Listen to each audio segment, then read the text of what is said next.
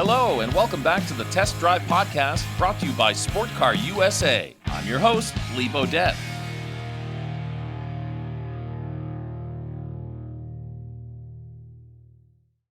Well, hi, everybody. Welcome to our Test Drive Podcast number 51. I'm Lee Bodette, your host. I've been a radio broadcaster for over 40 years, do a little show on a local radio station called the Sunday Morning Radio Flea Market. Been doing that for 35, 36 years. Now I'm doing it only about once a month. I host a series called Test Drive on the YouTube channel, and I'm the frontman and host of Sport Car USA. Just a reminder that if you're looking to buy a muscle car or sell a muscle car, Sport Car USA buys and sells muscle cars all over the country. Just go to our website, sportcarusa.com. And, of course, I've been a car enthusiast my entire life.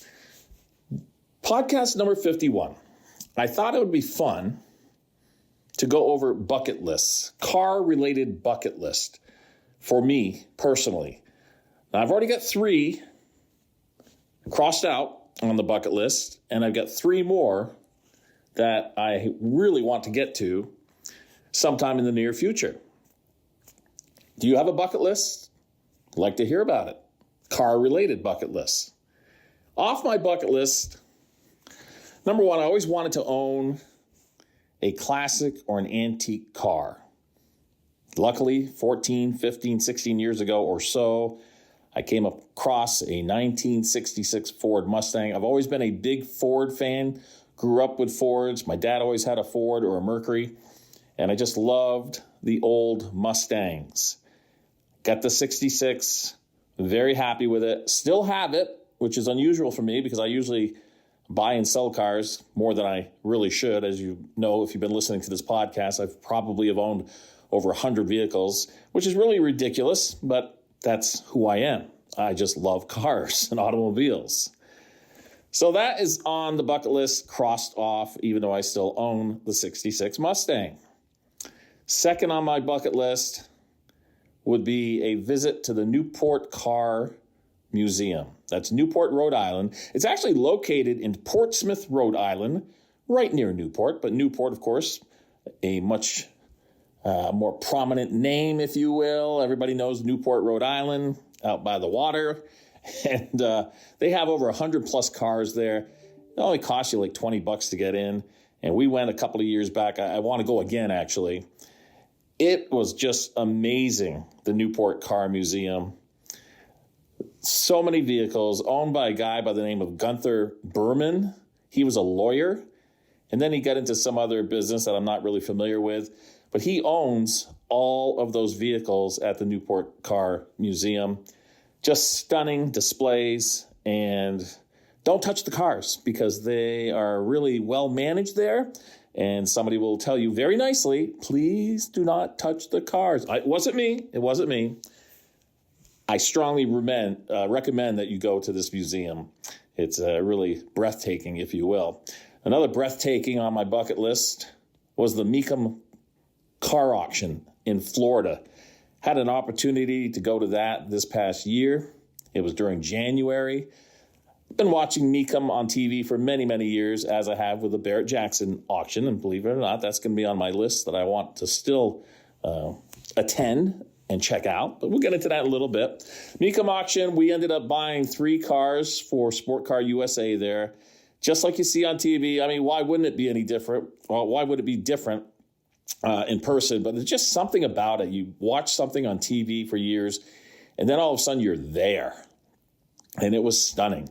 Hundreds upon hundreds of automobiles, all sorts of exhibits, just a really, really good time. I strongly recommend all you car people out there to attend a Mecum car auction. You won't be disappointed. So what remains on my bucket list? Number 1, as I mentioned momentarily ago, a few moments ago, that is, the Barrett-Jackson auction. I would love to go to either Arizona, they have it in Scottsdale, or Palm Beach, Florida. It looks like an amazing auction. Again, talking about seeing these auctions on TV for many, many years. The Jackson family, they do a great job with that auction. Barrett-Jackson was well before the Mecum auctions became so popular. They call it the world's greatest car collector auction, And I would agree with that. That I definitely want to go to. And I'd probably like to go during a January time frame or so when the winter hits the North Country where I'm located in St. Albans, Vermont. We have not seen any snow yet, and it's November 21st. A lot of rain out there, but it's been pretty mild thus far. Barrett-Jackson auction, definitely got to get there. Number 2 on my bucket list, the SEMA show in Las Vegas. That's located at the Las Vegas Convention Center. It's a gigantic trade show with hundreds of exhibitors, thousands of product innovations. You can see the latest custom vehicle trends.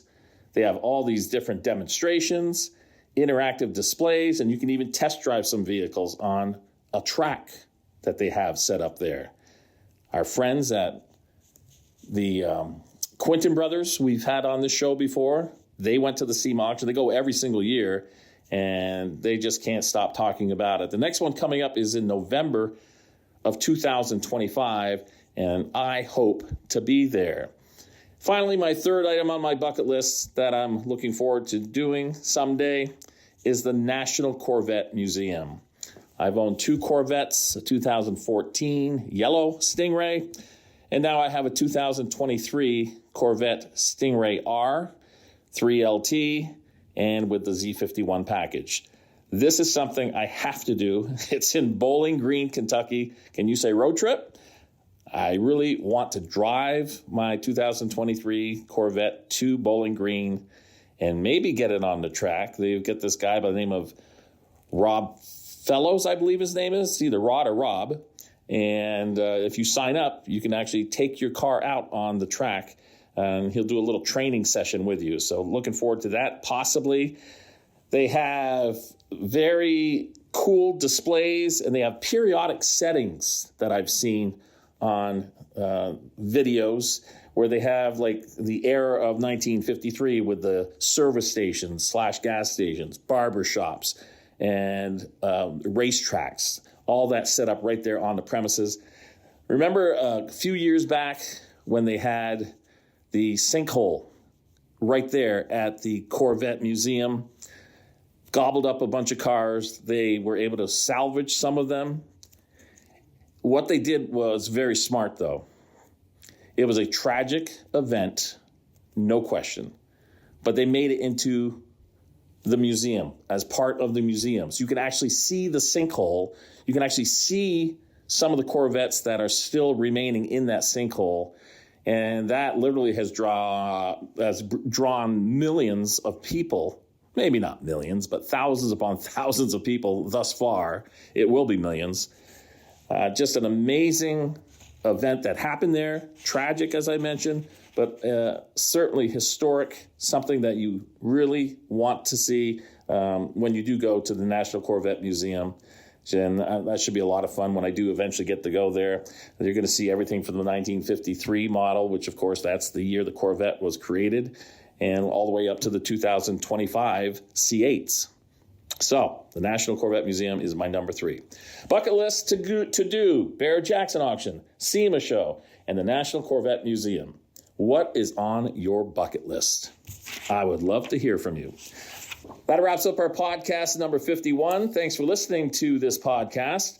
I'm Lee Bodette, your host. Be sure to check out our test drive series on YouTube. And remember, if you're buying or selling a modern muscle car, there's only one place to go, and that's sportcarusa.com. We'll take care of you. We'll see you next time on our next test drive podcast. And remember, let's never forget the men and women serving this great country of ours. Goodbye, everybody.